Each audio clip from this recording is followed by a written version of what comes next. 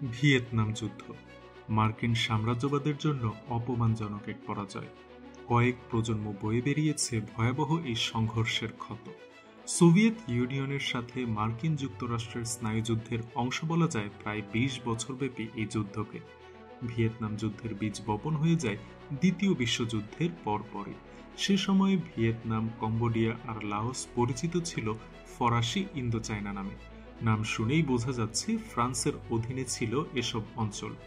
ভিয়েতনামের ফরাসি শিক্ষায় শিক্ষিত রাজা বাও দাই যতটা না নিজের, তার থেকে বেশি ফরাসিদের প্রতিনিধিত্ব করতেন। বিশ্বযুদ্ধের সময় এসব এলাকায় প্রভাব বিস্তার করেছিল জাপান, কিন্তু ১৯৪৫ সালের পর ফরাসিরা আবার ক্ষমতা ফিরে পায়। তখন জাতীয়তাবাদী নেতা হো চি মিন স্বদেশের উত্তরাংশকে গণপ্রজাতন্ত্রী ভিয়েতনাম নাম দিয়ে স্বাধীনতা ঘোষণা করেন। হ্যানয়কে রাজধানী করে ফরাসি পুতুল বাওদাইয়ের বিরুদ্ধে লড়াই শুরু করেন হো চি মিন। ফ্রান্স রাজাকে সামরিক সহযোগিতা দিতে থাকে, তাদের আবার পেছন থেকে অর্থ দিচ্ছিল যুক্তরাষ্ট্র।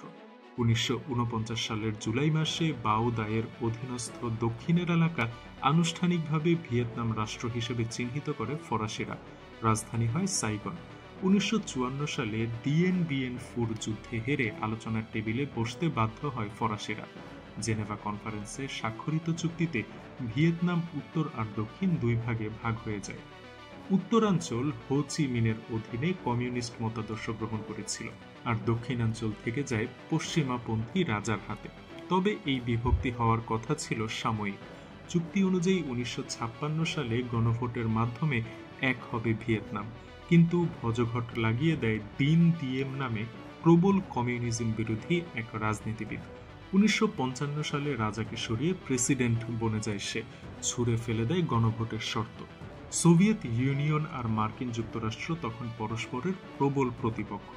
কমিউনিজমের প্রসার ঠেকাতে দিয়েমের সাথে গাঁটছড়া বাঁধেন মার্কিন প্রেসিডেন্ট ডুয়াইট আইজেনহাওয়ার।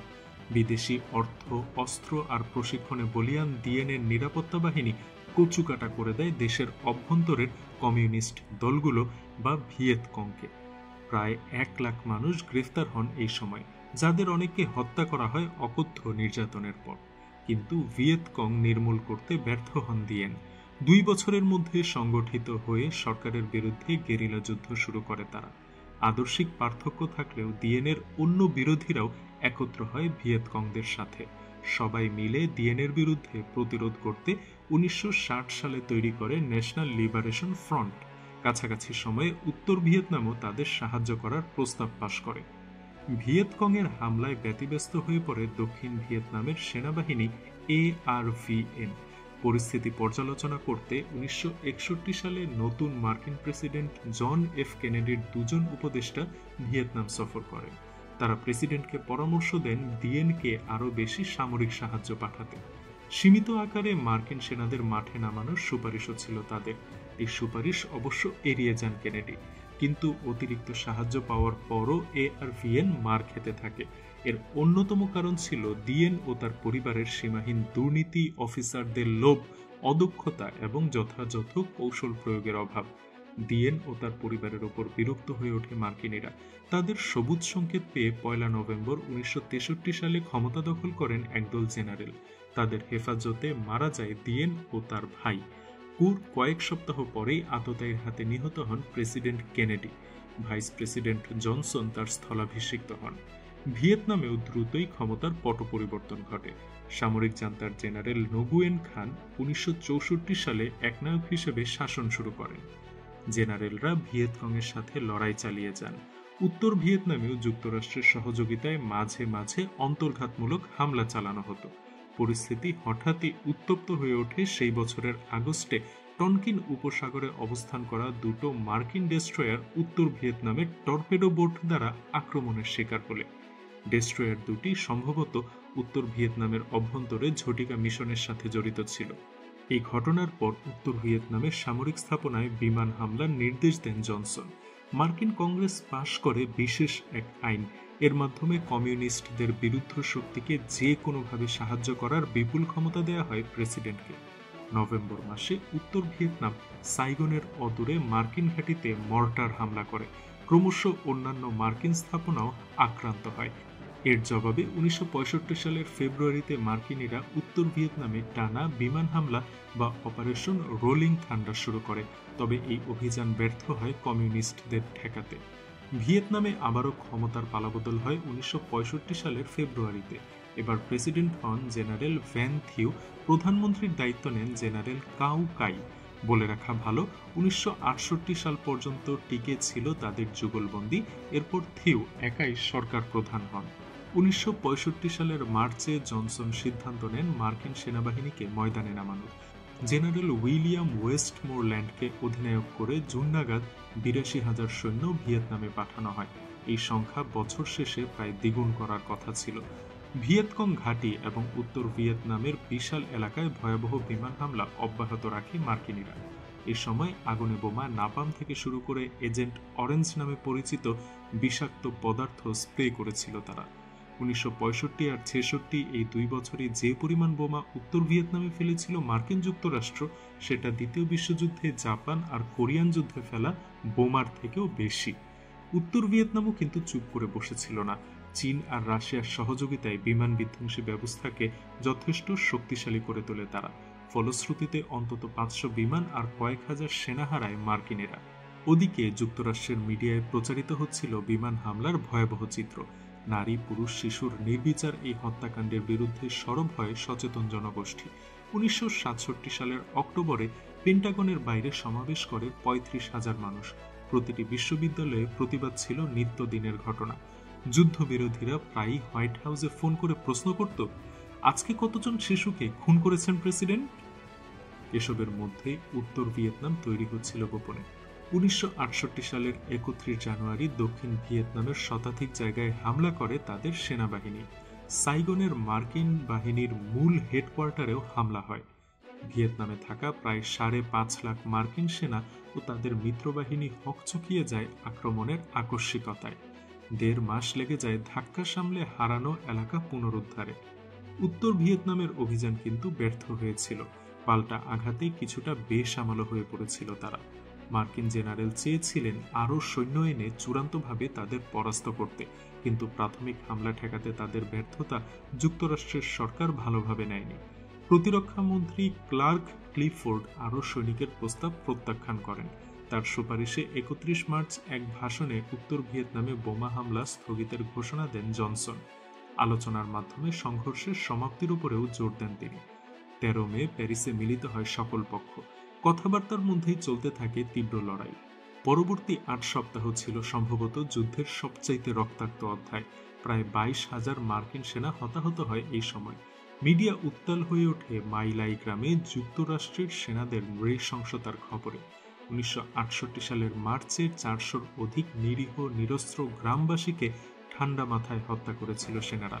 প্রথমে পুরোটা ধামাচাপা দিতে চাইলেও কুকীর্তি প্রকাশ হয়ে গেলে তদন্ত করতে বাধ্য হয় মার্কিন সেনাবাহিনী। অভিযুক্তদের বেশিরভাগকেই খালাস দেয়া হয় কোর্ট মার্শালে। দণ্ডপ্রাপ্তদেরও সাজা কমিয়ে ছেড়ে দেওয়া হয় দ্রুতই। তবে মাইলাইয়ের গণহত্যার জন্য যুদ্ধবিরোধী মনোভাব প্রবলভাবে বৃদ্ধি পায়। 1969 সালের 15 নভেম্বর প্রায় 25,000 আমেরিকান রাজধানীতে জড়ো হন ভিয়েতনাম থেকে সেনা প্রত্যাহারের দাবিতে। এই পরিস্থিতিতে নতুন করে আবার আলোচনা শুরু করে সকল পক্ষ।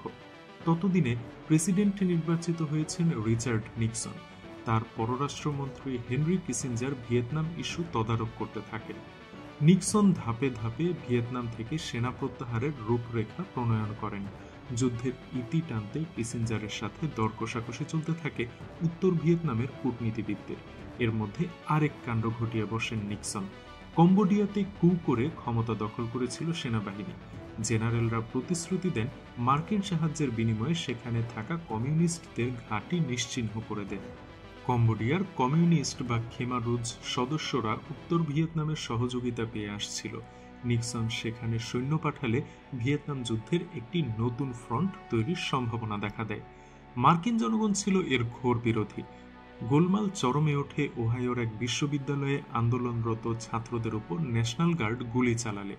4 জন ছাত্র নিহত হয় এই ঘটনায়। 4 মে থেকে ধর্মঘটে যায় যুক্তরাষ্ট্রের শতাধিক শিক্ষা প্রতিষ্ঠান।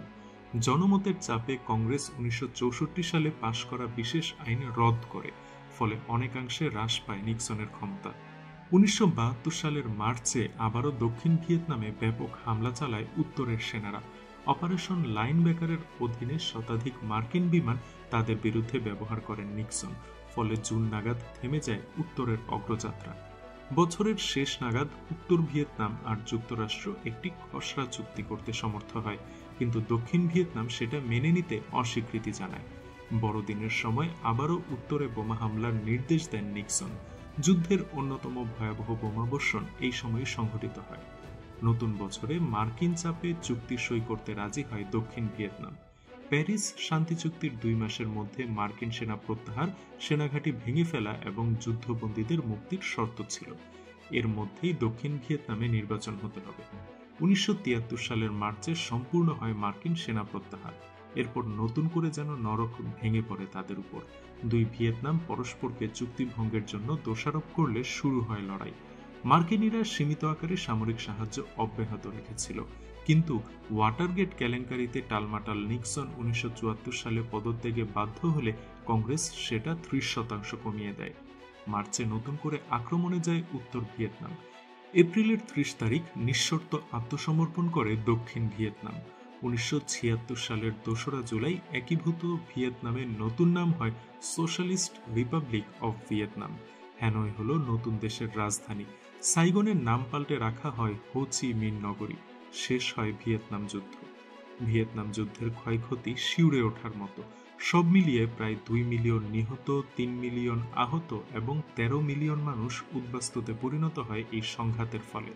হতাহতদের মধ্যে ছিল 56,000 নিহত এবং 3 লাখ আহত মার্কিন সেনা। যুদ্ধের খরচ ছিল $1 ট্রিলিয়ন কাছাকাছি। ডিয়ার ভিউয়ার্স, ভিয়েতনাম যুদ্ধের ইতিহাস নিয়ে ইতিহাসের গল্পের এই ভিডিওটি শেষ করছি এখানে। ভিডিওটি থেকে নতুন কিছু জেনে থাকলে শেয়ার করে অন্যদেরও জানার সুযোগ করে দিতে পারেন। সেই সাথে লাইক, শেয়ার, কমেন্ট এবং সাবস্ক্রাইবের মাধ্যমে ইতিহাসের গল্পকে ছড়িয়ে দিন সব দিকে। ভালো থাকবেন সবাই, ধন্যবাদ।